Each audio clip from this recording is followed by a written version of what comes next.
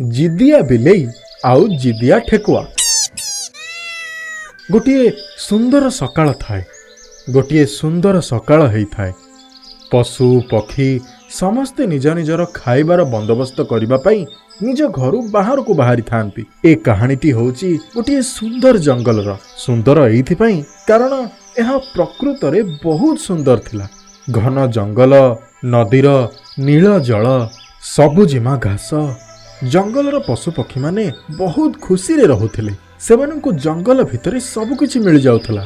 बाहर को जिबार आवश्यकता पड़ू नथिला। सबु किछि बहुत भल थिला। केवल गोटिए कथा को छाड़ी जंगलर प्राय सबु पशु पक्षी बहुत जिद्दिया थिले।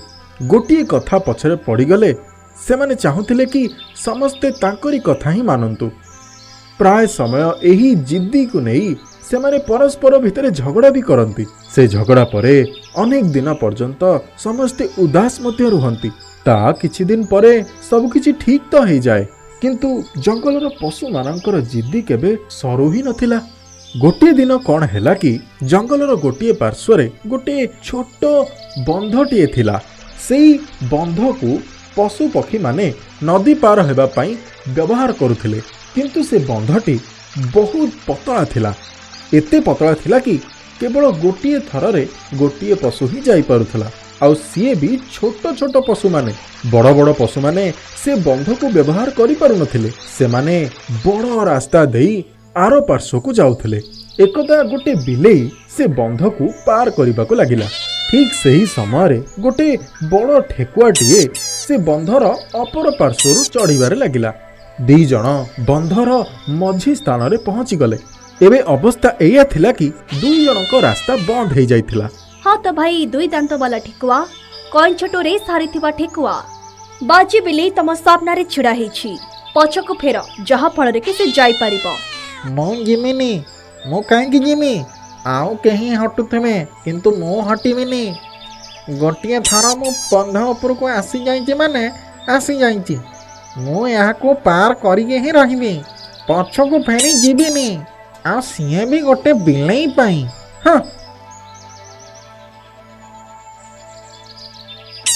बिलेई तो बहुत जिद्दिया थिला, किंतु ठेकुआ भी किछि कम नथिला। तापरे सेया ही हैला, जिदा जिदी आरंभ हो गला। एबे भी समय अछि, हटि जाओ नहले एठी छिड़ा हे का बुढ़ा ही जीवो। बुढ़ा तमे ही थिमा, मु नहा। मु सब दिन व्यायाम करूची आउ उत्तम उत्तम खाद्य खाए। मु कहूची हटि जा नहले नहले कौन करिमा? मोर बंधु माने आसी जाओ। बिलेईटी जोरे चित्कार कला। आउ तापरे किछि कुकुर, बिलेई, कईछ समस्ते आसी उपस्थित हो गले। कौन हैला? कईछटी पचारिला। मु ए ठेकुआ को कहूची जे मो रास्ता खाली करि दे, हेले ये अध घंटा हेलाणी मो मुंड खराब कलाणी।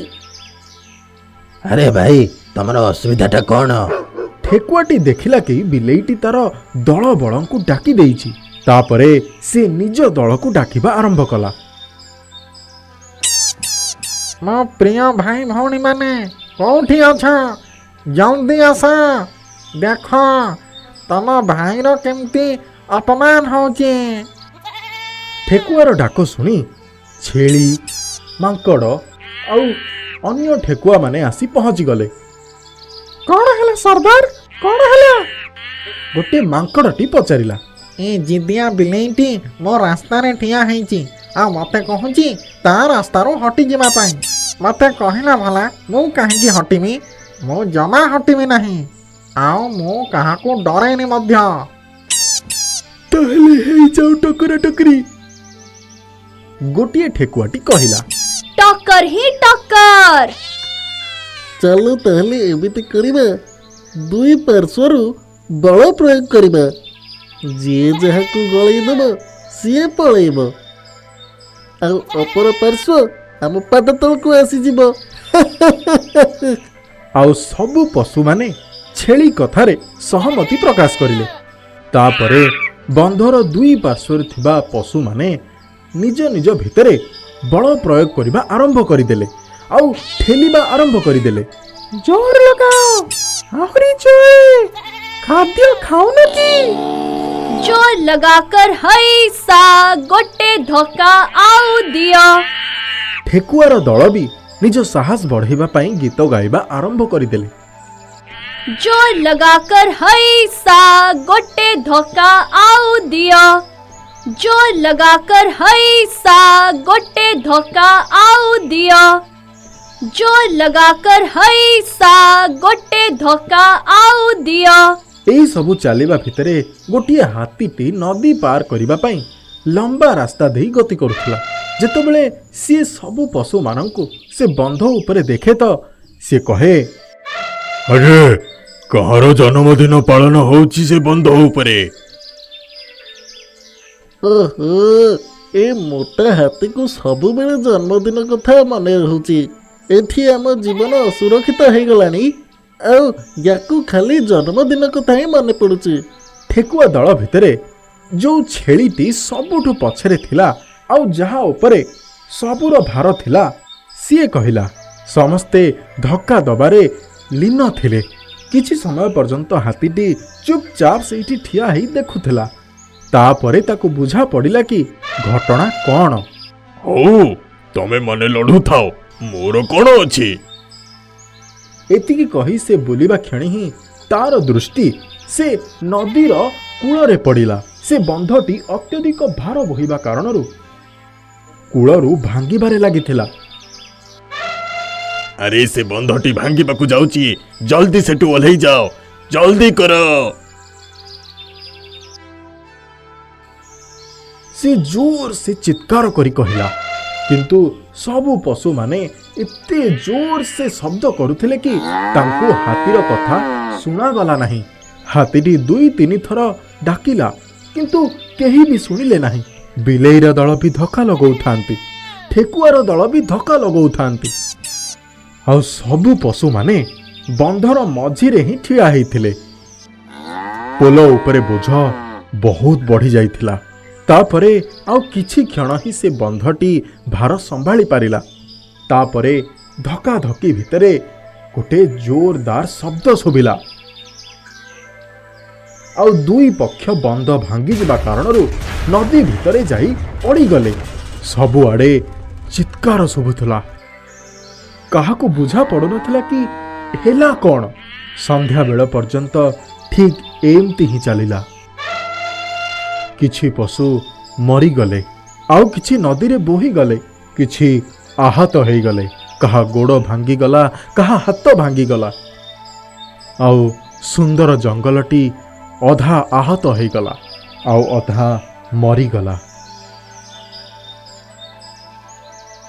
ପିଲାମାନେ, ଏମିତି କାହିଁକି ହେଲା? କେବଳ ଗୋଟେ ଜିଦ୍ଦି କାରଣରୁ, ଗୋଟେ ଛୋଟ ଜିଦ୍ଦି ଯୋଗୁଁ।